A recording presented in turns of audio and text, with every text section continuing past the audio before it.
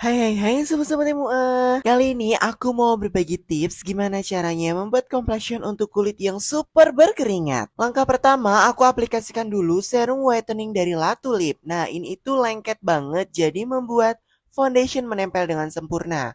Untuk kalian yang mau beli, bisa langsung kunjungi link Shopee yang ada di bio aku nomor 126.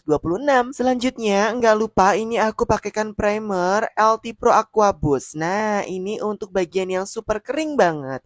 Aku pakaikan di bagian dahi, bawah mata, dan juga garis senyum. Untuk kalian yang mau beli, bisa langsung kunjungi link Shopee aku yang ada di bio nomor 13 ya. Selanjutnya, untuk bagian yang suka berminyak parah dan juga suka luntur nih kalau berkeringat parah, ini aku aplikasikan La Tulip Mattifying. Untuk kalian yang mau beli, bisa langsung kunjungi link Shopee yang di bio aku nomor 2. Jangan lupa di set menggunakan bedak tabur ya, supaya primernya lebih matte dan juga lebih keset. Nah, kemudian